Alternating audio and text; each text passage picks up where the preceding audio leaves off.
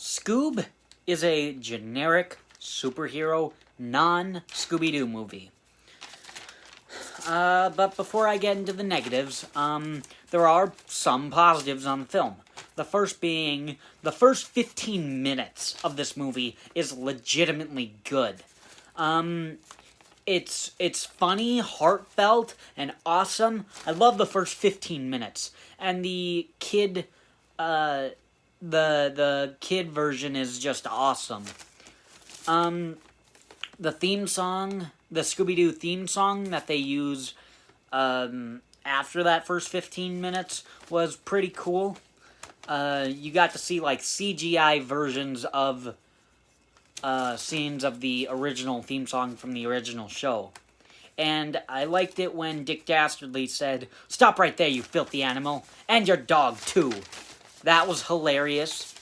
I liked it when Shaggy said, "Drop some F-bombs!" And Blue Falcon is like, "Hey, whoa, keep it PG, bud." That was pretty fun. And I liked it when Fred had a crush on the officer who pulled them over, because it was like this attractive girl, and then it's revealed it's Dick Dastardly, and Fred says, "I have so many mixed emotions right now." That was pretty funny. But on to the negatives. The voice acting, one of the biggest negatives, is just off. Shaggy is the worst. It feels like Will Forte is really forcing it. Like, he has to try and give it his all to barely get an accent for it. And honestly, I feel like Nick Pilatus from the prequel movies, like Curse of the Lake Monster and The Mystery Begins, he was a better Shaggy. He had a better Shaggy voice, and I think he would have been better. And then, like, other voice acting, you have Fred is voiced by Zac Efron, but, I mean, I wouldn't know that if I didn't look up the cast. I just don't really, like, I mean, I envision it now because I know.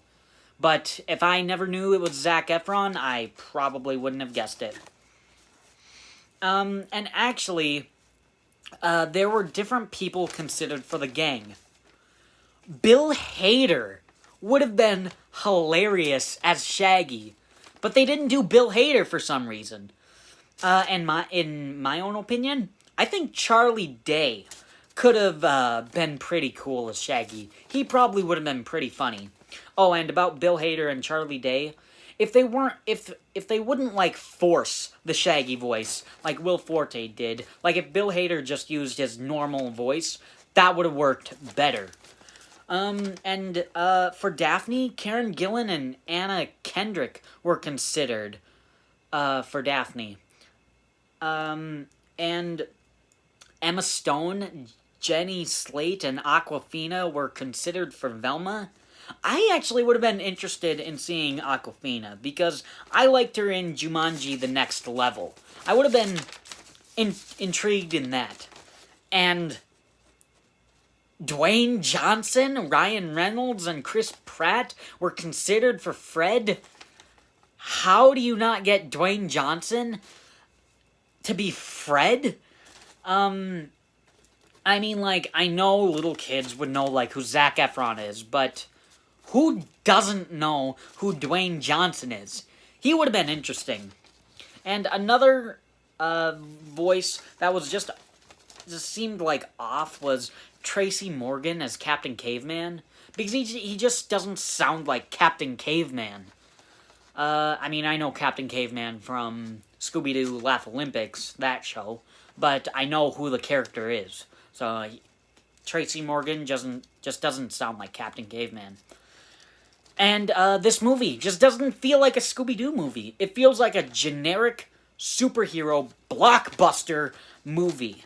There's not even a real mystery, and they make a bullcrap excuse of some sort of what kind of mystery of why does Dick Dastardly need Scooby-Doo? We need to figure that out. but that's not a real Scooby-Doo mystery. And honestly, this movie came out like last May, on VOD, on streaming services and DVD and whatnot. And this is already gonna be dated. They mention Netflix. They have the Blue Falcon dab. Which, do people even dab anymore? Maybe. I don't know. That was popular back in 2017. They have selfies. Selfie. That just looks weird and stupid. And they have Tinder and hashtag Scooby-Doo, hashtag Scoob sucks. And Captain Caveman says, "Whoa, that's dope," for the mystery machine. This movie, honestly, doesn't even do anything different. It feels like any other superhero movie. It just feels like any old superhero blockbuster movie. And it also has Shaggy and Scooby-Doo trying to find a purpose in the gang. Like that hasn't been done before, like in Scooby-Doo 2, Monsters Unleashed. And another negative is, like, they tried to make it a sad scene of taking off Scooby-Doo's collar, even though in the beginning of the movie, when Scooby-Doo says, "I'll never take it off," you know that thing is coming off. You know that thing is coming off once he said that line, or that's going to be a pivotal, for some reason, plot point in the movie. And it's just not surprising at all. In the end, since this doesn't feel like a Scooby-Doo movie, it's not a good Scooby-Doo movie. It's not even really a good story, not even really that original. And this movie was supposed to be like the reboot of Scooby-Doo, to get people back into Scooby-Doo. And it just doesn't do that. And watching the movie, it just gave me a headache, man. It was just, stop it. And I mean, like, this is one of my most disappointing Scooby-Doo movies. And I probably would have been even more disappointed going to this in theaters. Because, first of all, when I first watched it, we rented it on the TV. And while watching it, I was disappointed. And it doesn't help that when I rented it online, it didn't help that it kept stopping. And we had to keep going to find the place again in the movie. It would, like, buffer and then cut out of the movie. So that didn't help my experience.